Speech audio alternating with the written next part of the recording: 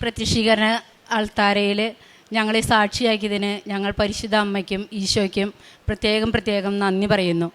എൻ്റെ പേര് Rosily Johnson, Edakkunnu cent Antony's ഇടവകയിൽ നിന്ന് വരുന്നു. ഞാൻ ഉടമ്പടി എടുത്തത് 2019 മെയ് 9 അന്ന് ഞാൻ ആദ്യമായിട്ട് ഈശോയുടെ മുന്നിൽ ഇതെൻ്റെ മകള് ആൽഫിയ ജോൺസൺ. അവൾ ഇപ്പോൾ ഡിഗ്രിയൊക്കെ കഴിഞ്ഞ് ഹോസ്പിറ്റൽ അഡ്മിനിസ്ട്രേഷൻ എന്ന കോഴ്സൊക്കെ കഴിഞ്ഞ് നിൽക്കുകയാണ്. പിന്നെ ഞാൻ ആദ്യമായിട്ട് എൻ്റെ ഉടമ്പടിയിൽ ഈശോയുടെ മുന്നിൽ വെച്ചിരുന്ന കാര്യം എൻ്റെ മക്കൾ ഈശോയിൽ വളർന്ന് നല്ല ദൈവാനുഗ്രഹമുള്ള മക്കളായിട്ട് വളരണേ എന്നായിരുന്നു. രണ്ടാമത്തെ എൻ്റെ ഉടമ്പടി ഞാൻ വെച്ചിരുന്ന കാര്യം ഞങ്ങളുടെ പാർട്ടീഷനെ പറ്റിയായിരുന്നു. ഞങ്ങൾ 8 വർഷമായിട്ട് പാർട്ടീഷൻ എന്ന് പറഞ്ഞെങ്കിലും അത് ഞങ്ങൾക്ക് നടത്താൻ പറ്റണ്ടായിരുന്നില്ല. അതിൻ്റെ ഇടയിൽ 3 പ്രാവശ്യം ഞങ്ങളുടെ അളവ് നടന്നു, പക്ഷേ ഒരിക്കലും അത് രജിസ്ട്രേഷനിലേക്ക് എത്തിക്കാൻ പറ്റണ്ടായിരുന്നില്ല.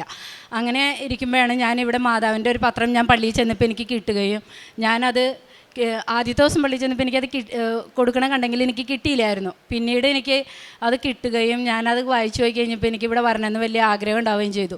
പക്ഷേ ആദ്യത്തെ ദിവസമൊന്നും എനിക്ക് വരാൻ പറ്റിയില്ല. പിന്നീട് ഞങ്ങൾ പ്രാർത്ഥിച്ചുകൊണ്ടിരിക്കേണ്ടായിരുന്നു ഇവിടെ വരണമെന്ന് ആഗ്രഹിച്ച് ഞാൻ പ്രാർത്ഥിച്ചുകൊണ്ടിരുന്നതിൻ്റെ ഫലമായിട്ട് എനിക്കിവിടെ വരാൻ പറ്റി. അപ്പോൾ ഞാൻ ആദ്യമായിട്ട് എഴുതിയത് ഇങ്ങനെ 2 കാര്യങ്ങളായിരുന്നു. അപ്പോൾ ഇത് നടക്കണേൻ്റെ 8 വർഷമായിട്ട് നടക്കാണ്ടിരുന്ന ആ ഉടമ്പടി ഞാൻ 3 പ്രാവശ്യം ഉടമ്പടി പുതുക്കി കഴിഞ്ഞപ്പോൾ തന്നെ ഞങ്ങൾക്ക് പാർട്ടീഷൻ നടക്കുകയും യാതൊരു പ്രശ്നങ്ങളും ഇല്ലാതെ എൻ്റെ രജിസ്ട്രേഷൻ പെട്ടെന്ന് നടന്നു കിട്ടുകയും ചെയ്തു. അങ്ങനെ ഞങ്ങളുടെ വലിയ ഒരു വിഷമമായിട്ട് നിന്നിരുന്ന ആ പാർട്ടീഷൻ്റെ കാര്യങ്ങൾ ഞങ്ങൾക്ക് നടന്നു കിട്ടി. അതിനുവേണ്ടി ഞാനിവിടെ വന്ന് ഉടമ്പടി എടുത്തു കഴിഞ്ഞപ്പോൾ ഉപ്പും തേനും ഒക്കെ മേടിച്ചുകൊണ്ട് പോയി അമ്മച്ചിക്കും എൻ്റെ വീട്ടിലുള്ള എല്ലാവർക്കും ഞാൻ കൊടുക്കുമായിരുന്നു. അതുപോലെ ഞാൻ ആ ഉപ്പ് കൊണ്ടുപോയി ഞങ്ങളുടെ സ്ഥലത്തും വീട്ടിലൊക്കെ ഞാൻ ഇട്ട് പ്രാർത്ഥിക്കുമായിരുന്നു. അതുപോലെ തൈലം കൊണ്ടുപോയും ഞങ്ങളെന്നും പ്രത്യക്ഷീകരണ പ്രാർത്ഥന കഴിഞ്ഞ് കഴിയുമ്പോൾ എല്ലാ ദിവസവും ഞങ്ങൾ 4 പേരും കൂടി ഇരുന്നാണ് പ്രാർത്ഥന ചെല്ലുക. അപ്പോൾ കഴിഞ്ഞ് കഴിയുമ്പോൾ എല്ലാവരുടെയും നെറ്റിയിൽ പുരട്ടി ഞങ്ങൾ പ്രാർത്ഥിക്കുമായിരുന്നു. അതുപോലെ വിശ്വാസ പ്രമാണം ദിവസവും ഞങ്ങൾ ആ സ്ഥലത്തൊക്കെ പോയി ചൊല്ലി പ്രാർത്ഥിച്ചുകൊണ്ടാണ് ഉപ്പിട്ട് ഞങ്ങൾ പ്രാർത്ഥിച്ചുകൊണ്ടിരുന്നത്. അങ്ങനെ ഞങ്ങളുടെ ആ പാർട്ടീഷൻ്റെ കാര്യങ്ങൾ ഭംഗിയായിട്ട് നടന്നു. പിന്നെ ഞങ്ങൾക്ക് ഒരു ഞങ്ങൾ താമസിച്ചുകൊണ്ടിരുന്ന വീടെന്ന് പറയുന്നത് വളരെ ചെറിയൊരു വീടായിരുന്നു. ഞങ്ങളുടെ മക്കളുടെ പുസ്തകങ്ങൾ ഒതുക്കി വയ്ക്കാൻ പോലും ഞങ്ങൾക്ക് സ്ഥലമില്ലാത്തൊരു കൊച്ചു വീടായിരുന്നു. അപ്പോൾ ഞങ്ങളുടെ ഉള്ളിൽ ഒരു വീട് ഞങ്ങൾക്ക് നല്ലത് വേണം എന്നുള്ളൊരാഗ്രഹം ഉണ്ടായി. അപ്പോൾ ഞങ്ങൾ അതിനു വേണ്ടി പലപ്പോഴും പരിശ്രമിക്കുന്നുണ്ടെങ്കിലും ഞങ്ങൾക്കത് തുടങ്ങാനോ അതിനു വേണ്ടിയുള്ള കാര്യങ്ങൾ ചെയ്യാനോ ഞങ്ങൾക്ക് പറ്റണ്ടായിരുന്നില്ല. ഞങ്ങൾ പലയിടത്തും സ്ഥലങ്ങൾ പോയി കാണുകയും കാര്യങ്ങളൊക്കെ ചെയ്തെങ്കിലും അത് ഒന്നും ചെയ്യാൻ ഞങ്ങൾക്ക് സാധിക്കേണ്ടായിരുന്നില്ല. അങ്ങനെ പാർട്ടീഷൻ കഴിഞ്ഞപ്പോൾ ഞങ്ങൾ ഒരു ദിവസം പെട്ടെന്ന് എൻ്റെ ഹസ്ബൻഡ് വന്നുകൊണ്ട് പറഞ്ഞു, നമുക്ക് നമ്മുടെ വീട് പണി തുടങ്ങിയാലോ എന്ന് ചോദിച്ചു. ഒരു ഏപ്രിൽ മാസത്തിലായിരുന്നു അത് അന്ന് ചോദിച്ചത്. ഞങ്ങൾ പറഞ്ഞാൽ നമുക്ക് മാതാവിനോട് പ്രാർത്ഥിച്ചത് തുടങ്ങാം എന്ന് പറഞ്ഞു. അങ്ങനെ ഏപ്രിൽ മാസത്തിൽ ഞങ്ങൾ അത് ആലോചിച്ച് മെയ് മാസത്തിൽ തന്നെ ഞങ്ങളുടെ വീടിന് കല്ലിടാൻ ഞങ്ങൾക്ക് പറ്റി. അച്ഛനെ വിളിച്ചുകൊണ്ടുവന്ന് ഞങ്ങൾ വീടിന് കല്ലിട്ടു. മെയ് മാസത്തിൽ കല്ലിട്ട വീട് ജനുവരി 16 ആയപ്പോഴത്തേനും ഞങ്ങളുടെ വീട് താമസമായിരുന്നു ജനുവരി 16. അതിന് ഞങ്ങൾ ചെയ്തതെന്ന് പറഞ്ഞു കഴിഞ്ഞിട്ടുണ്ടെങ്കിൽ ഈ വീട് പണിയാനായിട്ട് ഞങ്ങൾ ആഗ്രഹിച്ച സ്ഥലത്ത് എല്ലാ ദിവസവും പോയി വിശ്വാസ പ്രമാണം ചൊല്ലി ഉപ്പിട്ട് പ്രാർത്ഥിക്കുകയും ചെയ്യും. വീട് പണി നടന്നുകൊണ്ടിരിക്കുമ്പോൾ എല്ലാ ദിവസവും ആ മുറികളുടെ ഉള്ളിൽ കൂടെയൊക്കെ നടന്ന് ഞങ്ങൾ വിശ്വാസ പ്രമാണം ചൊല്ലും, എത്രയും നല്ല മാതാവ് ചൊല്ലും. മാതാവിനോടും ഔസപിതാവിനോടും ഈ വീടിൻ്റെ മധ്യസ്ഥരായിട്ട് ഈ വീടിൻ്റെ കാവൽക്കാരായിട്ട് എപ്പോഴും ഞങ്ങളുടെ കൂടെ ഉണ്ടായിരിക്കണേ എന്ന് ഞങ്ങൾ എന്നും പ്രാർത്ഥിക്കുമായിരുന്നു. അങ്ങനെയാണ് ഞങ്ങളുടെ വീട് പണി അത്രയും ഭംഗിയായിട്ട് നടന്നത്. ആ വീട് പണി നടന്നപ്പോൾ ഞാൻ മോനോട് പറയും, സാധനങ്ങൾ വാങ്ങിക്കാനൊക്കെ പോയിരുന്നത് മോനാണ്. അപ്പോൾ അവനെ ഓരോ കടയിലും പോയി സാധനങ്ങളുടെ വിലയൊക്കെ ചോദിച്ച് വരുമ്പോൾ ഞാൻ പറയും, മോനെ വീടിൻ്റെ ബാക്കി ഭാഗമൊക്കെ എങ്ങനെയായിരുന്നാലും മമ്മിക്ക് ഒരു പരാതിയില്ല. പക്ഷേ ഒരു കാര്യം മാത്രം മമ്മിക്ക് നിർബന്ധമുണ്ട്, നമ്മുടെ വീടിൻ്റെ രൂപക്കൂടിയിരിക്കുന്ന അൾത്താരയുടെ ഭാഗം ഏറ്റവും ഭംഗിയായിട്ടുള്ളത് മമ്മിക്ക് വേണം. അവിടെയാണ് മമ്മിക്ക് ഏറ്റവും ഇഷ്ടപ്പെട്ട സ്ഥലമായിട്ടിരിക്കുന്നത്. അപ്പോൾ അതുകൊണ്ട് ആ സ്ഥലം ഏറ്റവും സുന്ദരമായിട്ടിരിക്കണമെന്ന് ഞാൻ പറയുമായിരുന്നു. അതുപോലെ തന്നെ ഞങ്ങളുടെ വീട് വെഞ്ചിരിപ്പിന് വന്ന എല്ലാവരും ആ വീടിൻ്റെ ആൾക്കാരെ കണ്ട് ഒരുപാട് ആൾക്കാർ വന്ന് അത് ഫോട്ടോ എടുത്ത് കൊണ്ടുപോകാനും അതുപോലെ വീട് നിങ്ങൾ ആരാ നിങ്ങൾക്ക് ഇതിൻ്റെ സ്ട്രക്ചറൊക്കെ തന്നതെന്ന് ഞങ്ങളോട് ചോദിക്കാനൊക്കെ ഇടയായിട്ടുണ്ട്. കുറേ പേര് വന്ന് ഞങ്ങളുടെ വീടിൻ്റെ പ്ലാനൊക്കെ വാങ്ങിച്ചു കൊണ്ടുപോയിട്ടുണ്ട്. അതുപോലെ സുന്ദരമായ ഒരു വീട് ഞങ്ങൾക്ക് ഞങ്ങളുടെ ഈശോ തരാനായിട്ട് ഇടയായി. അത് ഞങ്ങൾ അമ്മോടും ഈശോടും പ്രാർത്ഥിച്ചതിൻ്റെ ഫലമായിട്ട് തന്നെ കിട്ടിയതാണെന്ന് ഞങ്ങൾക്കറിയാം. കാരണം അത്രയും പറ്റാതെ കിടന്ന ഒരു കാര്യമാണ്. ഞങ്ങൾക്ക് 15 വർഷമായിട്ട് നടക്കാതിരുന്നതാണ്. ഞങ്ങൾ ഉടമ്പടി വെച്ച് ഉടനെ എന്ന് പറഞ്ഞോണം ഞങ്ങൾക്കിത് ചെയ്ത് കിട്ടാനായിട്ട് ഇടയായത്. അതുപോലെ പിന്നത്തെ കാര്യം എന്ന് പറയുന്നത്, ഞാൻ റേഷൻ കടയിൽ ജോലി ചെയ്യണ ഒരാളാണ്. അപ്പോൾ അവിടെ നിറച്ച് പൊടിയും കാര്യങ്ങളൊക്കെ ആയിട്ട് എനിക്ക് അലർജിയും ശ്വാസം മുട്ടൊക്കെ ഉണ്ടാവുമായിരുന്നു. ഞാൻ ഡോക്ടറെ പോയി കാണും, മരുന്ന് കഴിക്കും. മരുന്ന് എന്ന് നിർത്തണോ അപ്പം തന്നെ എന്ന് പറഞ്ഞോണം അന്ന് വൈകുന്നേരം തന്നെ എനിക്ക് വീണ്ടും ശ്വാസം മുട്ടുണ്ടാവും. അങ്ങനെ ഞാൻ വളരെയധികം വിഷമിക്കേണ്ടായിരുന്നു. ഉറങ്ങാൻ പറ്റില്ല. 5 വർഷമായിട്ട് എനിക്കിത് ഞാൻ കൊണ്ടു നടക്കണ്ടായിരുന്നു. അപ്പോൾ ഒരു വിധത്തിലും എനിക്ക് ഉറങ്ങാൻ പറ്റണില്ല. രാത്രിയൊക്കെ ഞാൻ എനിക്ക് നടന്നൊക്കെ നേരം വെളുപ്പിക്കുക. അപ്പോൾ ഞാൻ എനിക്ക് നടക്കുമ്പോഴും മാതാവിനോട് ഞാൻ പറയും, മാതാവേ എന്നെ കാക്കണോട്ടോ, എനിക്കൊന്നും ഉറങ്ങാൻ പോലും പറ്റണില്ലല്ലോ എന്നും പറഞ്ഞ് ഞാൻ കൊന്തയൊക്കെ ചെല്ലിയാണ് ആ നേരത്ത് വേലും നടക്കുക, ശ്വാസം വലിക്കാൻ പറ്റണില്ലെങ്കിലും. അതുപോലെ ഞാൻ മോളോട് പറയും, മക്കളെന്നോട് പറയുമായിരുന്നു എൻ്റെ ശ്വാസം മുട്ടിൻ്റെ ശക്തി. അമ്മ ഫസ്റ്റ് ഹാളിൽ ഇരുന്ന് കഴിഞ്ഞിട്ടുണ്ടെങ്കിൽ അമ്മയുടെ ശ്വാസം മുട്ടിൻ്റെ സൗണ്ട് എനിക്ക് അടുക്കളയിൽ കേൾക്കാമല്ലോ അമ്മയെന്ന് പറയും. അതുപോലെ വീട്ടിലെ പണികൾ പോലും എനിക്ക് ചെയ്യാൻ പറ്റാത്തൊരവസ്ഥയായിരുന്നു. കടയിൽ ചെന്ന് കഴിഞ്ഞിട്ടുണ്ടെങ്കിൽ ആൾക്കാരോട് കാര്യങ്ങൾ പറഞ്ഞു കൊടുക്കുമ്പോൾ ആൾക്കാർക്ക് ഞാൻ ഭയങ്കര ദേഷ്യപ്പെടുന്ന പോലെയൊക്കെ തോന്നുമായിരുന്നു. കാരണം ഈ ശ്വാസം മുട്ടായിട്ട് ഞാൻ ഉറക്കെ സംസാരിക്കുമ്പോൾ ആൾക്കാർക്ക് തോന്നും നമ്മൾ ദേഷ്യപ്പെട്ടിട്ട് അവരോട് ദേഷ്യപ്പെടാണെന്ന് തോന്നിയിട്ട് ആൾക്കാർ എന്നെ വഴക്ക് പറഞ്ഞു പോയാണ് അവസ്ഥകളൊക്കെ ഉണ്ടായിട്ടുണ്ട്. പക്ഷേ ഇപ്പം ഈ കുറച്ച് നാളുകൾ ഒരു ജൂൺ 6 ജൂൺ മാസം തുടങ്ങി എനിക്ക് ഒരിക്കലും ശ്വാസം മുട്ട് ഉണ്ടായിട്ടില്ല. അതുപോലെ ചൂട് കൂടുമ്പോൾ എനിക്ക് ശ്വാസം മുട്ട് ഭയങ്കരമായിട്ട് കൂടും. ചൂട് കൂടുന്നതിനനുസരിച്ച് ശ്വാസം മുട്ട് കൂടുന്ന ഒരവസ്ഥയായിരുന്നു. ഈ വേനൽക്കാലത്തൊന്നും എനിക്ക് ഒരു പ്രശ്നം ഉണ്ടായില്ല. ഞാൻ ആശുപത്രി പോകേണ്ട വന്നിട്ടില്ല, മരുന്ന് കഴിക്കേണ്ട വന്നിട്ടില്ല, ഒന്നും ചെയ്തിട്ടില്ല. അത്രയും എൻ്റെ മാതാവ് തൊട്ട് സുഖപ്പെടുത്തിയതാണെന്ന് എനിക്ക് നല്ല ബോധ്യമുണ്ട്. ഇപ്പോഴും എനിക്ക് നന്നായിട്ട് ഉറങ്ങാം, വീട്ടിൽ ജോലികൾ ചെയ്യാം, കിടപ്പായ അമ്മച്ചീനെ നോക്കാൻ പറ്റും. ഒരു ബുദ്ധിമുട്ടില്ലാണ്ട് അമ്മച്ചിയുടെ എല്ലാ കാര്യങ്ങളും, ബെഡ് റിഡനായിട്ട് കിടക്കുന്ന അമ്മച്ചിയാണ്, എല്ലാ കാര്യങ്ങളും ഭംഗിയായിട്ട് ചെയ്തു കൊടുക്കാനായിട്ടുള്ള ആരോഗ്യം എനിക്ക് ഈശോ തന്നിട്ടുണ്ട്. അതുപോലെ നന്നായിട്ട് എന്നെ സൗഖ്യപ്പെടുത്താനായിട്ട് ഈശോയ്ക്ക് പറ്റി. അതുപോലെ എൻ്റെ മോൾക്കും ഒരുപാട് കാര്യങ്ങൾ ലഭിച്ചിട്ടുണ്ട്. മോളുടെ കാര്യങ്ങൾ മോള് തന്നെ പറയും. എൻ്റെ പേര് ആൽഫിയ. ഞാൻ 2025 ഒക്ടോബർ 2-ാം തീയതിയാണ് വന്ന് ഉടമ്പടി എടുക്കുന്നത്. എൻ്റെ ആദ്യത്തെ സാക്ഷ്യം എന്ന് പറയുന്നത്, എനിക്ക് 2025 ജൂലൈ ലാസ്റ്റ് വീക്ക് തുടങ്ങി എനിക്ക് ബോഡി ഫുള്ള് ഉച്ച മുതൽ ഉള്ളംകാല് വരെ എന്ന് പറയുന്ന പോലെ എനിക്ക് ചൊറിച്ചിൽ വരും. മേല് ഫുള്ളും പൂച്ചമാന്തി പോലെ തടിച്ച് പൊന്തും. പിന്നെ ഇത് ഭയങ്കര പ്രശ്നമായി വന്നു കഴിയുമ്പോൾ എനിക്ക് ശ്വാസം മുട്ടായിട്ട് അത് മാറി. അപ്പോൾ ഹോസ്പിറ്റലിൽ പോയപ്പോൾ ബ്ലഡ് ടെസ്റ്റ് മറ്റേ ടെസ്റ്റും കാര്യങ്ങളൊക്കെ ചെയ്തപ്പോൾ എല്ലാം നോർമലാണ്, വേറെ പ്രശ്നവും കാര്യങ്ങളൊന്നുമില്ല. അപ്പോൾ അവർ സാധാരണ നോർമൽ അലർജിയുടെ ഒരു മെഡിസിൻ തന്നു. അലർജിയുടെ മെഡിസിൻ കഴിക്കും, അതിൻ്റെ ഡോസ് കഴിയുമ്പോൾ പിന്നെ രണ്ടാമത് ഇതുപോലെ തന്നെ പ്രശ്നം സ്റ്റാർട്ട് ചെയ്യും. അത് കഴിഞ്ഞ് ഞാൻ ഒക്ടോബറിൽ വന്ന് ഉടമ്പടി എടുത്തു. ഉടമ്പടി വന്ന് എടുത്ത് എനിക്ക് ഇവിടുന്ന് തൈലം, ഉടമ്പടി തൈലം കിട്ടി. ഞാനത് യൂസ് ചെയ്ത് വിശ്വാസ പ്രമാണം ചൊല്ലിയാണ് ഞാൻ ഉടമ്പടി തൈലം യൂസ് ചെയ്തത്. അതുപോലെ തന്നെ ഉപ്പ്, തേൻ, ഇതെല്ലാം ഞാൻ വിശ്വാസ പ്രമാണം ചൊല്ലി യൂസ് ചെയ്തു. അതിൻ്റെ ഇതായിട്ട് എനിക്കിപ്പോൾ ശ്വാസം മുട്ടോ അല്ലെങ്കിൽ തടിച്ച് പൊന്തയോ അല്ലെങ്കിൽ ചൊറിച്ചിലോ അങ്ങനത്തെ യാതൊരു പ്രശ്നങ്ങളും കാര്യങ്ങളൊന്നുമില്ല. എൻ്റെ രണ്ടാമത്തെ സാക്ഷ്യം എന്ന് പറയുന്നത്, ഈ കഴിഞ്ഞ മെയ് മാസത്തിൽ എനിക്ക് ഒരു ദിവസം നൈറ്റൊക്കെ ആയി കഴിഞ്ഞപ്പോൾ അരയ്ക്ക് താഴെ വേദന തുടങ്ങി. അത് രാത്രിയായപ്പോൾ ഫുൾ നീരായി. പിറ്റേ ദിവസം ഞാൻ പള്ളിയിൽ പോയി വന്നു, എൻ്റെ മെയിൻ കാര്യങ്ങൾ ഞാൻ ചെയ്തു. എനിക്ക് പിന്നെ ബെഡിൽ നിന്ന് എഴുന്നേൽക്കാൻ പറ്റണില്ല, ഫുൾ നീരായിട്ട്. അങ്ങനെ ഞാൻ വേറെ മെഡിസിനും കാര്യങ്ങളൊന്നും എടുത്തില്ല. വീട്ടിൽ കുറച്ച് സാമ്പത്തിക പ്രശ്നങ്ങളും കാര്യങ്ങളൊക്കെ ഉണ്ട്. അപ്പോൾ ഞാൻ മാക്സിമം എനിക്ക് ബുദ്ധിമുട്ടുള്ള കാര്യം ഞാൻ പറയാണ്ട് എനിക്ക് ഉടമ്പടിയുടെ തൈലം എനിക്ക് കിട്ടിയിട്ടുണ്ടായിരുന്നു. അപ്പം ഞാനത് വിശ്വാസ പ്രമാണം ചൊല്ലി, എനിക്ക് പെയിൻ കൂടുമ്പോൾ ഞാൻ വിശ്വാസ പ്രമാണം ചൊല്ലി തൈലം ഉപയോഗിച്ചുകൊണ്ടിരുന്നു. പിന്നെ ഞാൻ അന്ന് ഫുള്ളും ബെഡിൽ തന്നെയായിരുന്നു. ഞാൻ കൊന്തെത്തിക്കും, പിന്നെ സാക്ഷ്യങ്ങൾ കേട്ടു. അങ്ങനെ അന്ന് നൈറ്റും എനിക്കിതുപോലെ തന്നെ ബോഡി ഫുള്ളും നീര് തന്നെയാണ്. അപ്പം ഞാൻ അന്ന് രാത്രി കുടുംബ പ്രാർത്ഥന എത്തിക്കുന്ന സമയത്ത്, എൻ്റെ മാതാവ് ഞാൻ എങ്ങനെ നാളെ പള്ളിയിൽ പോവും, ഇങ്ങനെ എഴുന്നേറ്റിരിക്കാൻ പറ്റില്ല, നിൽക്കാൻ പറ്റില്ല, നടക്കാൻ പറ്റില്ല, ഒന്നും ചെയ്യാണ്ട്. അപ്പോൾ എനിക്ക് പിറ്റേ ദിവസം രാവിലെ ഞാൻ പള്ളിയിൽ പോകാനായിട്ട് എഴുന്നേറ്റു. എനിക്ക് എൻ്റെ ബോഡിയിൽ നീരില്ല, പെയിനില്ല, ഒന്നുമില്ല. എൻ്റെ മാതാവ് എനിക്ക് അത് സൗഖ്യപ്പെടുത്തി തന്നു. പിന്നെ എൻ്റെ അടുത്ത സാക്ഷ്യം എന്ന് പറയുന്നത്, ഞാൻ 2025 ഇവിടെ വന്ന് ഉടമ്പടി എടുക്കുന്നത്. അതിന് മുൻപ് മമ്മിയുടെ ഒപ്പം ഞാൻ ഇവിടെ വന്ന് പ്രാർത്ഥനയിൽ ഇടയ്ക്ക് വന്ന് പ്രാർത്ഥിച്ച് പോവാറുണ്ട്. അപ്പോൾ ഞാൻ 2020 ആണ് എൻ്റെ ഡിഗ്രി കംപ്ലീറ്റ് ചെയ്യുന്നത്. അപ്പോൾ ആ ടൈമിൽ ഞാൻ വന്ന് മാർച്ച് മാസത്തിൽ വന്ന് പ്രാർത്ഥിച്ചു. അപ്പോൾ ഞാൻ പറഞ്ഞു ഈശോനോട്, എനിക്ക് ഫസ്റ്റ് ഇയറിൽ ഒരു സപ്ലി വന്നിട്ടുണ്ടായിരുന്നു, ബിസിനസ് ലോ. അപ്പോൾ അത് ഞാൻ എല്ലാ പ്രാവശ്യവും പഠിച്ച് എഴുതാറുണ്ട്. 2021 അതിൻ്റെ എക്സാം ഓർമ്മയുണ്ടായിരുന്നു. അപ്പോൾ ഞാൻ ആ ടൈമിൽ വേറൊരു കോഴ്സ് ചെയ്യേണ്ടായിരുന്നു. ആ ടൈമിൽ എക്സാം വന്നു. അപ്പോൾ ഞാൻ ഒരു 3 പ്രാവശ്യം എക്സാമിന് പഠിച്ചാണ് എക്സാം എഴുതിയത്. ഈ 3 പ്രാവശ്യം എനിക്ക് സപ്ലി അടിച്ചു. അത് കഴിഞ്ഞ് 4ാമത്തെ തവണ നമുക്ക് ലാസ്റ്റ് കോളേജിൽ ഈ എക്സാം അറ്റൻഡ് ചെയ്യാം. ഇത് കഴിഞ്ഞ് നമുക്ക് എക്സാം പാസ്സായില്ലെങ്കിൽ യൂണിവേഴ്സിറ്റി പോയി എക്സാം എഴുതണം. അങ്ങനെയായിരുന്നു. അപ്പം ഞാൻ വീട്ടിൽ പറഞ്ഞു, ഇതെൻ്റെ ലാസ്റ്റത്തെ എക്സാമാണ്, ഞാനിത് എഴുതില്ലെങ്കിൽ പാസ്സായില്ലെങ്കിൽ ഞാൻ ഈ എക്സാം എഴുതത്തില്ല. ഡിഗ്രി പോയി എന്ന് തന്നെ വിചാരിച്ചോട്ടെ, ഞാൻ എഴുതത്തില്ലെങ്കിൽ യൂണിവേഴ്സിറ്റി പോയി എക്സാം എഴുതണ്ട എന്ന് പറഞ്ഞു. അമ്മ അന്ന് ഉടമ്പടിയിലായിരുന്നു. അമ്മ എനിക്ക് ഉടമ്പടി കാശുരൂപം വെച്ച് പ്രാർത്ഥിച്ച് വിശുദ്ധ വസ്തുക്കളൊക്കെ തന്നാണ് എന്നെ എക്സാമിന് വിട്ടത്. ആ എക്സാമിന് ഞാൻ ജസ്റ്റ് ബുക്ക് കാര്യങ്ങളും വായിച്ചു വിട്ടു. അല്ലാണ്ട് ഞാൻ പഠിച്ചു കാര്യങ്ങളൊന്നും ഞാൻ ചെയ്തിട്ടുണ്ടായില്ല. പോവാണെങ്കിൽ പോവട്ടെ, അങ്ങനത്തെ ഒരു മൈൻഡ് ആയിപ്പോയായിരുന്നു എനിക്ക്. കാര്യം നമ്മൾ പഠിച്ചിട്ടൊന്നും കിട്ടിയില്ല.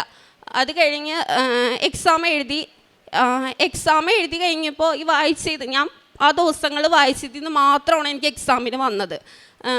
അതെനിക്ക് കൃത്യമായിട്ട് മാതാവ് വെളിപ്പെടുത്തി തന്നു, ഇങ്ങനെയാണ് എഴുതേണ്ടതെന്ന് പറഞ്ഞ്. ഞാൻ എക്സാം എഴുതി, റിസൾട്ട് വന്ന ദിവസമായി. എനിക്ക് ഒരു പ്രതീക്ഷയില്ല ഞാൻ പാസ്സാവുമെന്ന്.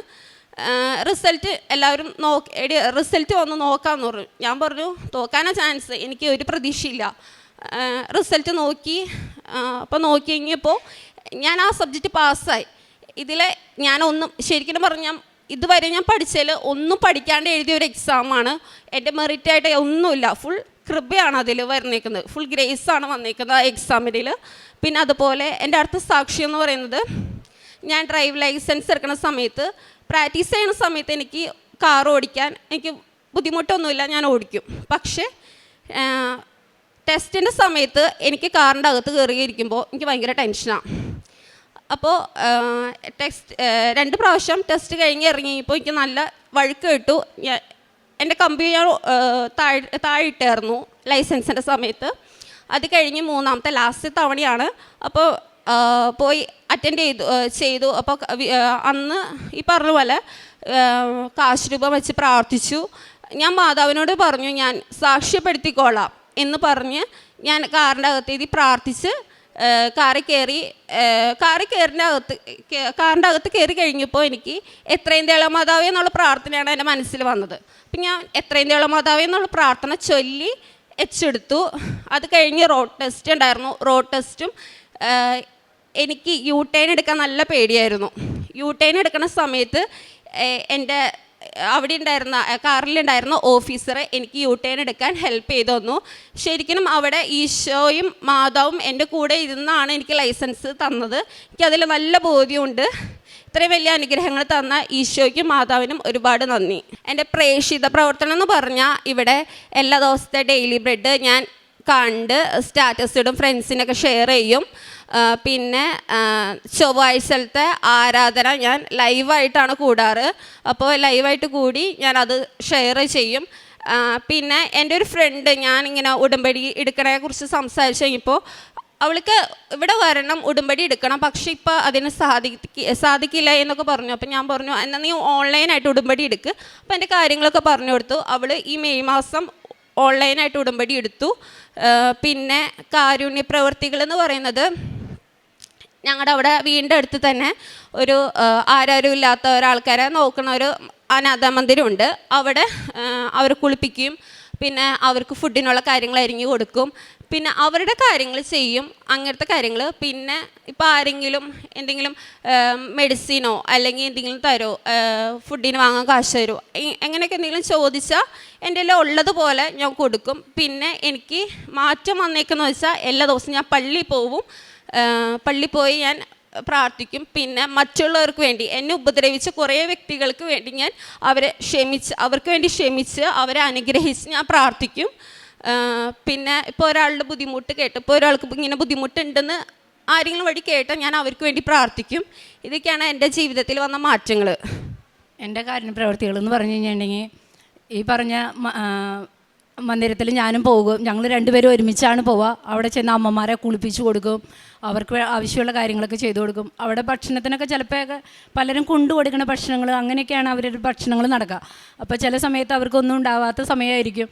അപ്പോൾ ഞങ്ങൾക്ക് ഉള്ളതുപോലെ ഞങ്ങൾ എന്തെങ്കിലുമൊക്കെ കൊണ്ടുപോയി കൊടുക്കും. അങ്ങനെ ഒരു ദിവസം അവിടെ കൊണ്ടു ചെന്ന് കഴിഞ്ഞപ്പോൾ അവിടെ ഒരു കുട്ടി ഉണ്ടായിരുന്നു, ബ്ലഡ് നന്നായിട്ട് പോണ്, കൗണ്ട് കുറഞ്ഞിരിക്കുന്ന ഒരു കുട്ടി. അപ്പോൾ സിസ്റ്റർ ഒരു കപ്പങ്ങ കിട്ടിയിരുന്നെങ്കിൽ അത് ഞങ്ങൾക്ക് ആ കുട്ടിയുടെ കൗണ്ട് കൂടാൻ നല്ലതായിരിക്കുമല്ലോ എന്ന് വിചാരിച്ചിരിക്കുന്ന നേരത്താണ് ഞങ്ങൾ പോകാൻ ഒരുങ്ങിയത്. അവിടെ ചെന്ന് കഴിഞ്ഞപ്പോൾ ഞാൻ ആദ്യം വിചാരിച്ചിരുന്നത് ഞാൻ തണ്ണിമത്തങ്ങ കൊണ്ടുപോകാമെന്നായിരുന്നു. അവിടെ ചെന്ന് കഴിഞ്ഞപ്പോൾ എനിക്ക് തോന്നി വേണ്ട, കപ്പങ്ങ കൊടുക്കാം എന്നോർത്തുകൊണ്ട് ഞങ്ങൾ കപ്പങ്ങ എടുത്തു. ഹസ്ബൻഡ് പറഞ്ഞു അവർക്ക് കപ്പങ്ങ നല്ല ഇഷ്ടമായിരിക്കും എന്നും പറഞ്ഞുകൊണ്ട് ഞങ്ങൾ കപ്പങ്ങയായിട്ടാണ് അന്ന് ചെല്ലണത്. അവിടെ ചെന്ന് കണ്ടു കഴിഞ്ഞപ്പോൾ തന്നെ സിസ്റ്റർ എന്നോട് പറഞ്ഞു, ഞങ്ങളിങ്ങനെ ഇപ്പോൾ വിചാരിച്ചുള്ള ഒരു കപ്പങ്ങ വാങ്ങിച്ചെങ്കിൽ സന്തോഷയ്ക്ക് കൊടുക്കുമായിരുന്നു, ആ കുഞ്ഞിനെ അത് കൗണ്ടൊക്കെ കൂടാൻ നല്ലതായിരുന്നല്ലോ, ഭയങ്കരമായിട്ട് ബ്ലഡ് പോയിക്കൊണ്ടിരിക്കുകയാണെന്ന് പറഞ്ഞുകൊണ്ടിരിക്കുകയായിരുന്നു. അപ്പോൾ ഞാൻ പറഞ്ഞു ഈശോ ആവശ്യമുള്ളതാണ് തരിക സിസ്റ്ററെ, അല്ലാണ്ട് ഞങ്ങളുടെ ഇഷ്ടമല്ലല്ലോ, ഞങ്ങളിങ്ങനെ വിചാരിച്ചിട്ട് ഇത് തരാൻ തോന്നിച്ചെങ്കിൽ അത് ഇവിടുത്തെ ആവശ്യം ഈശോയ്ക്ക് അറിയായിരുന്നു, അതുകൊണ്ടാണ് മാറ്റി തരാൻ തോന്നിച്ചതെന്ന് പറഞ്ഞു. അതുപോലെ റേഷൻ കടയിലായാലും കുറേ പേർക്ക് BPL ലിസ്റ്റ് ആക്കണം എന്നൊക്കെ ആഗ്രഹം ഉണ്ടാകും. പക്ഷെ അവർക്ക് അത് എന്ത് ചെയ്യണം, എങ്ങനെ ചെയ്താൽ അതായി കിട്ടുമെന്ന് അറിയില്ല. അല്ലെങ്കിൽ ചിലർക്ക് അതിൽ പെൻഷൻ വാങ്ങിച്ചിരുന്ന ആൾക്കാർ, സർക്കാർ പെൻഷൻ വാങ്ങിച്ചിരുന്ന ആൾക്കാരുള്ളത് കൊണ്ട് അത് കിടക്കണ്ടാവും. പക്ഷെ അവർ മരിച്ചു പോയിട്ടുണ്ടാകും, അവർക്ക് വരുമാനം ഉണ്ടാവില്ല, അവരുടെ ലിസ്റ്റ് ഭയങ്കര താഴെയായിരിക്കും. പക്ഷെ അവർക്കത് മാറ്റി എങ്ങനെ അത് ലിസ്റ്റിലേക്ക് പെടാം എന്നറിയാൻ പാടില്ലാത്തവരായിരിക്കും. അപ്പോൾ ഞങ്ങൾ അവരോട് ചോദിക്കും, അവനുള്ള ലിസ്റ്റിലേക്ക് പെടാൻ ആവശ്യമായ കാര്യങ്ങൾ എന്തൊക്കെയാണ് അവർക്ക് ഉണ്ടാവാമെന്ന് ചോദിച്ച് മനസ്സിലാക്കിയിട്ട് അതെങ്ങനെ ചെയ്യാൻ പറ്റുമെന്ന് ചോദിച്ച് അവരെ കൊണ്ട് അത് ചെയ്യിപ്പിച്ച് പലരും ഇപ്പം ഞങ്ങൾ ഇത് ഏറ്റെടുത്തതിന് ശേഷം തന്നെ കുറേ പേർക്ക് ഇപ്പോൾ BPL കാർഡ് കിട്ടാനായിട്ടൊക്കെ ഇടയായിട്ടുണ്ട്. അതുപോലെ പത്രം കൊടുക്കണത് ഞങ്ങൾ ഇപ്പോൾ കൃത്യമായ ഒരു സ്ഥലത്തൊന്നല്ല കൊടുക്കുക. ഞാൻ കുറച്ച് പത്രം കൊണ്ടുപോയി കടയിൽ വെക്കും. ഞാൻ പത്രം എടുത്ത് കൈ പിടിക്കുമ്പോൾ തന്നെ ഈശോനോട് പറയും, അമ്മേ ഞാനിത് ആർക്കൊക്കെ കൊടുക്കണമെന്ന് അമ്മ ആഗ്രഹിക്കേണ്ട അവർക്ക് മാത്രം കൊടുപ്പിച്ചാൽ മതി കേട്ടോ, അല്ലാണ്ട് വന്നവർക്കൊക്കെ കൊടുക്കാൻ എന്നോട് തോന്നിപ്പിക്കരുത് കേട്ടോ എന്ന് പറയും. അതനുസരിച്ച് അത്യാവശ്യമായിട്ടാണെന്ന് എനിക്ക് തോന്നുന്നവർക്ക് ഞാൻ പറയും ഒരു പത്രം കൊണ്ടുപോയി വായിച്ച് നോക്കുമെന്ന് പറഞ്ഞുകൊണ്ട് ഞങ്ങളുടെ സാക്ഷ്യങ്ങളൊക്കെ പറഞ്ഞുകൊണ്ട് തന്നെ ഞങ്ങൾ പത്രം കൊടുക്കും. ബാക്കി വീടുകളിൽ കൊണ്ടുപോയി കൊടുക്കും. അങ്ങനെയൊക്കെയാണ് ഞങ്ങളുടെ പത്രവിതരണം നടക്കുന്നത്. അത് ഈശോയിലേക്ക് ഞങ്ങൾക്ക് കിട്ടിയ അനുഗ്രഹങ്ങൾ പറഞ്ഞു കൊടുക്കുമ്പോൾ അവർക്കതൊരു നല്ല അനുഭവമായിട്ട് പലർക്കും തോന്നിയിട്ടുണ്ട്. അതുപോലെ ഓട്ടോറിക്ഷക്കാർക്ക്, തൊട്ടടുത്തുള്ള കടക്കാർക്ക്, അവർക്കൊക്കെയാണ് ഞങ്ങൾ പത്രം കൊടുക്കുന്നത്. അതുപോലെ പള്ളിയിൽ പോകുന്ന കാര്യമായാലും ഞാൻ മുൻപായാലും എന്നും പള്ളിയിലൊക്കെ പോകുമായിരുന്നു. പക്ഷേ എനിക്കൊരു ദിവസം എവിടെയെങ്കിലും യാത്ര പോകണം, അന്ന് പോകാൻ പറ്റില്ല എന്ന് തോന്നിയാൽ ചിലപ്പോൾ ഞാൻ അന്ന് മുടക്കണ ഒരു രീതി ഉണ്ടായിരുന്നു. പക്ഷേ ഇപ്പോൾ ഞാൻ എന്താണെന്ന് വെച്ചിട്ടുണ്ടെങ്കിൽ എനിക്ക് ഇന്ന് എവിടെയെങ്കിലും യാത്ര പോകണമെന്ന് തോന്നിയാൽ ഞാൻ അന്ന് മറ്റേതിടവകയില എനിക്ക് ആ നേരത്ത് കുർബാന കിട്ടുക എന്ന് ഞാൻ കണ്ടുപിടിച്ച് അവിടെ പോയി കുർബാന കണ്ടിട്ട് തന്നെ പോകണം. അല്ലെങ്കിൽ ആ പോയി വരുമ്പോൾ എവിടെ എനിക്ക് കുർബാന മുടങ്ങാതെ കിട്ടുമെന്ന് അന്വേഷിച്ച് ഞാൻ കുർബാനയിൽ പങ്കെടുക്കണ ഒരു രീതിയായിട്ട് മാറ്റാൻ എനിക്ക് പറ്റി. അതുപോലെ ക്ഷമിക്കാൻ പറ്റാത്തൊരു അവസ്ഥയുണ്ടായിരുന്നു. ഞാൻ വിചാരിക്കും ഞാനത് നന്നായിട്ട് തന്നെയല്ലേ പറഞ്ഞത്, പിന്നെ അവർ ഇങ്ങനെ പറഞ്ഞിട്ടല്ലേ എന്ന് വിചാരിച്ച് ഞാൻ മാറ്റി നിർത്തുന്ന ഒരു രീതി ഉണ്ടായിരുന്നു. പക്ഷേ ഇപ്പം ആയപ്പോൾ എനിക്ക് അവരെങ്ങനെ പറഞ്ഞാലും അത്ര ദേഷ്യം വരാണ്ട് തന്നെ കുറേ ക്ഷമയോടുകൂടി കാര്യങ്ങൾ കൈകാര്യം ചെയ്യാനും ഉപദ്രവിക്കാനോട് ഒരു ഉപാധിയില്ലാണ്ട് തന്നെ ക്ഷമിക്കാനും എനിക്ക് പറ്റുന്ന ഒരു സാഹചര്യത്തിലേക്കൊക്കെ വളരാനായിട്ട് ഈശോ എന്നെ സഹായിച്ചിട്ടുണ്ട്. അത് അമ്മയുടെയും ഈശോയുടെയും പ്രത്യേകം അനുഗ്രഹം കൊണ്ടും അവർ ഞങ്ങളെ കൈപിടിച്ച് നടത്തിയത് കൊണ്ട് മാത്രം ഞങ്ങൾക്ക് പറ്റിയ ഒരു കാര്യങ്ങളാണെന്ന് ഞങ്ങൾക്ക് നല്ല ബോധ്യമുണ്ട്. അതുപോലെ ഈശോയും അമ്മയും ഞങ്ങൾക്ക് ഇതുവരെ ചെയ്തു തന്ന എല്ലാ അനുഗ്രഹങ്ങൾക്കും ഞങ്ങൾ നന്ദി പറയുന്നതോടൊപ്പം ഇനിയും ഞങ്ങൾ ഈശോയിൽ നിന്ന് ഒട്ടും അകന്നു പോകാതെ തന്നെ കൂടുതൽ ഈശോയ്ക്ക് വേണ്ടി സാക്ഷികളായിട്ട് ജീവിക്കാൻ ആഗ്രഹിക്കുന്നതെന്ന് കൂടി സാക്ഷ്യപ്പെടുത്തിക്കൊണ്ട് ഈശോയുടെ മുന്നിൽ സമർപ്പിക്കുന്നു. യെശയ്യാ പ്രവാചകൻ്റെ പുസ്തകം 49-ാം അധ്യായം 8-ാം തിരുവചനം. കർത്താവ് അരുളി ചെയ്യുന്നു, പ്രസാദകാലത്ത് ഞാൻ നിനക്ക് ഉത്തരമരുളി, രക്ഷയുടെ ദിവസത്തിൽ ഞാൻ നിന്നെ സഹായിച്ചു. രാജ്യം സ്ഥാപിക്കാനും ശൂന്യമായ അവകാശഭൂമി പുനർവിഭജനം ചെയ്തു കൊടുക്കാനും ഞാൻ നിന്നെ സംരക്ഷിച്ച് ജനത്തിന് ഉടമ്പടിയായി നൽകിയിരിക്കുന്നു.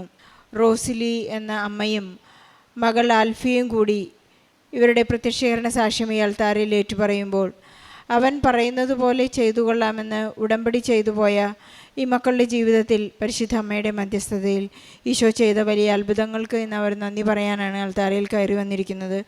8 വർഷക്കാലം അവർക്ക് അവരുടെ സ്വത്ത് പാർട്ടീഷൻ ചെയ്യാൻ സാധിക്കാതെ വന്ന അവസ്ഥയിൽ എത്ര തന്നെ ശ്രമിച്ചിട്ടും അവരെല്ലാവരെയും ഒരുമിച്ച് കൂട്ടാൻ സാധിക്കുന്നില്ല എന്നൊരു വലിയ ജീവിത പ്രതിസന്ധി അവർക്കുണ്ടായിരുന്നു.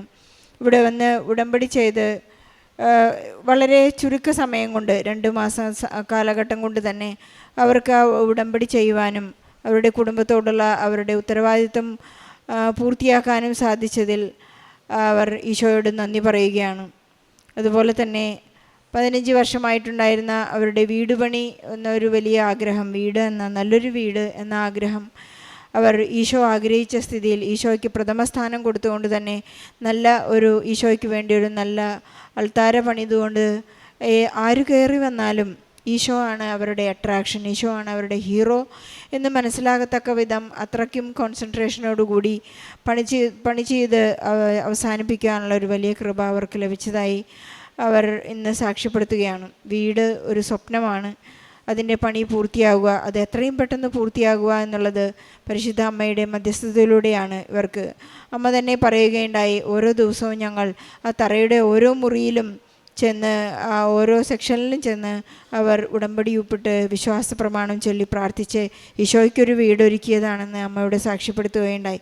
നമ്മുടെ ഓരോ കാര്യത്തിലും ഈശോയോടും പരിശുദ്ധ അമ്മയോടും തീരുമാനം ചോദിക്കണം എന്നുള്ളതാണ്. ഒരുപക്ഷെ നല്ല വ്യക്തികൾ ഒരുപാട് നമ്മുടെ കൂട്ടുകാരായിട്ടുണ്ടായിരിക്കാം, അല്ലെങ്കിൽ അത് പരിശുദ്ധ അമ്മ പറയുന്നത് പോലെ തോന്നിയായിരിക്കാം. പക്ഷേ നമ്മുടെ പ്രാർത്ഥനയിലും വചനത്തിലൂടെ എപ്പോഴും ഈശോ തന്നെ നേരിട്ട് നമ്മോട് കമ്മ്യൂണിക്കേറ്റ് ചെയ്യുന്ന ഒരു പ്രാർത്ഥനാ രീതിയിലേക്ക് കടന്നു വന്നിട്ടുള്ളതായിട്ടാണ് ഇന്ന് റോസ്ലി എന്ന അമ്മ ഇവിടെ സാക്ഷ്യപ്പെടുത്തുന്നത്. മകൾക്കും വലിയ സാക്ഷ്യങ്ങളാണ് പറയാനുള്ളത്. അമ്മയുടെ 5 വർഷമായിട്ടുണ്ടായിരുന്ന റേഷൻ കടയിലെ പൊടിയുടെ അലർജി ഈശോ പെട്ടെന്ന് സൗഖ്യപ്പെടുത്തിയതായും സാക്ഷ്യപ്പെടുത്തുന്നു. മകൾ അൽഫിയയ്ക്ക് കിട്ടിയ വലിയ ജീവിതാനുഭവം എന്നതിനേക്കാളുപരി ഈശോയിലേക്ക് അടുക്കുവാനും സ്നേഹിക്കുവാനും തൻ്റെ ഒരു പരീക്ഷ പാസ്സായതോ അല്ലെങ്കിൽ ഒരു സപ്ലി പാസ്സായതോ അല്ല ഒരു വലിയ സാക്ഷ്യം. ഈശോയെ എന്ന് സാക്ഷ്യപ്പെടുത്താൻ സാധിക്കുന്നതാണ്, ഈശോയെ ഏറ്റുപറയാൻ സാധിക്കുന്നതാണ് അൽഫിയയ്ക്ക് കിട്ടിയിട്ടുള്ള വലിയ കൃപ എന്ന് അൽഫിയ ഏറ്റു പറയുകയാണ്. തൻ്റെ ഡിഗ്രി ബിസിനസ് ലോ ക്ലാസ്സിൽ സപ്ലിമെൻ്ററി വന്നപ്പോൾ ഇനി ഞാനിത് എഴുതുന്നില്ല, അല്ലെങ്കിൽ എനിക്കിതിനെ കൊണ്ട് സാധിക്കുകയില്ല, അമ്മ തന്നെ എഴുതിയ പരീക്ഷയാണ്, അമ്മ തന്നെ എഴുതിയ പരീക്ഷ പാസ്സായി ലഭിച്ചതിൻ്റെ സന്തോഷത്തിൽ മകൾക്ക് കൃത്യമായി ഏറ്റുപറയാൻ സാധിക്കുന്നത് ഇത് എൻ്റെ യോഗ്യത കൊണ്ടല്ല, പരിശുദ്ധ അമ്മ മധ്യസ്ഥം അപേക്ഷിച്ച് ഈശോയുടെ കൃപയിലാണ് ഇന്ന് ഞാൻ പാസ്സായിട്ടുള്ളത് എന്ന് വളരെ അഭിമാനത്തോടെ ഇന്ന് മകൾ ഏറ്റുപറയുകയാണ്. അതുപോലെ തന്നെ മകളുടെ വളരെ നാളായിട്ടുണ്ടായിരുന്ന അലർജി വളരെ പെട്ടെന്ന് നേർച്ച വസ്തുക്കളുടെ ഉപയോഗത്തോടെ സൗഖ്യപ്പെട്ടതും ഡ്രൈവിംഗ് ലൈസൻസ് തൻ്റെ ഒരു യോഗ്യതയുമല്ല, വളരെ ഭയപ്പെട്ട് വളരെ നെർവസായി ആ പരീക്ഷയ്ക്ക് അറ്റംപ്റ്റ് ചെയ്യുമ്പോഴെല്ലാം പരിശുദ്ധ അമ്മ തന്നെ ഡ്രൈവ് ചെയ്ത് അവർക്ക് അന്ന് ഡ്രൈവിംഗ് ലൈസൻസ് കൊടുത്തതിൻ്റെ ഒരു വലിയ സാക്ഷ്യം കൂടി മകൾ ഏറ്റുപറയുകയാണ്. മകൾ വളരെ ഒരു പ്രത്യേക പ്രാർത്ഥന ആ സമയത്ത് അമ്മ തന്നെ പറഞ്ഞു കൊടുത്ത ഒരു പ്രാർത്ഥനയാണ് ഡ്രൈവിംഗ് ലൈസൻസ് സമയത്ത് മകൾ ഏറ്റുപറഞ്ഞ്, എത്രയും ദയുള്ള മാതാവേ എന്നുള്ള പ്രാർത്ഥന. നിൻ്റെ സഹായം ഉപേക്ഷിച്ചവരിൽ യാതൊരുവിനെയെങ്കിലും നീ ഉപേക്ഷിച്ചതായി ലോകത്തിൽ കേൾക്കപ്പെട്ടിട്ടില്ല എന്ന മനോഹരമായ പ്രാർത്ഥനയാണ് ആ സമയത്ത് ചൊല്ലാനായി പരിശുദ്ധ അമ്മ തന്നെ പ്രേരിപ്പിച്ചതെന്ന് മകൾ ഏറ്റു പറയുന്നു. അങ്ങനെ ലോകത്തിൽ ആരെയും ഉപേക്ഷിക്കാത്ത ഒരു അമ്മ ഇന്ന് നമ്മുടെ കൂടെ ഉണ്ട് എന്നുള്ളതാണ് ഈശോയുടെ അടുത്ത് പോകാനുള്ള ഏക മാർഗം നമുക്ക് ഈശോ പരിശുദ്ധ അമ്മ കാണിച്ചു തരുന്നത്. ആരൊക്കെയാണോ അമ്മയെ ആശ്രയിക്കുന്നത്, അമ്മ അവിടെ സ്റ്റക്കായി നിൽക്കാൻ അനുവദിക്കുന്നില്ല. ഈശോയുടെ തിരുരക്തവും തിരുശരീരവും സ്വീകരിച്ച് നിത്യതയോളം അവിടത്തോടൊപ്പം സഞ്ചരിക്കുവാൻ, സ്വർഗത്തിലായിരിക്കുവാനുള്ള വലിയ സാധ്യത ഇന്ന് ഉടമ്പടിയിലൂടെ നമുക്ക് നൽകുകയാണ്. റോസിലിക്കും മകൾ ആൽഫിയയ്ക്കും ലഭിച്ച എല്ലാ അനുഗ്രഹങ്ങൾക്കും നന്ദി പറഞ്ഞുകൊണ്ട് നമ്മുടെ ജീവിത പ്രതിസന്ധികളെല്ലാം ഈ സാക്ഷ്യത്തോട് ചേർത്ത് വെച്ച് ഈശോയ്ക്കും പരിശുദ്ധ അമ്മയ്ക്കും നല്ലൊരു കയ്യടി നൽകി സാക്ഷ്യം നമുക്ക് സമർപ്പിക്കാം. അത്യപൂർവ ദൈവാനുഭവങ്ങൾ ഇനി നിങ്ങൾക്കും സ്വന്തം. ഈ യൂട്യൂബ് ചാനൽ ഇതുവരെ സബ്സ്ക്രൈബ് ചെയ്തിട്ടില്ലെങ്കിൽ ഇപ്പോൾ തന്നെ സബ്സ്ക്രൈബ് ചെയ്യുക. ഈ വീഡിയോ ഇപ്പോൾ തന്നെ നിങ്ങളുടെ സുഹൃത്തുക്കൾക്ക് ഷെയർ ചെയ്തുകൊണ്ട് കർത്താവിൻ്റെ പ്രേക്ഷിതരാകുക.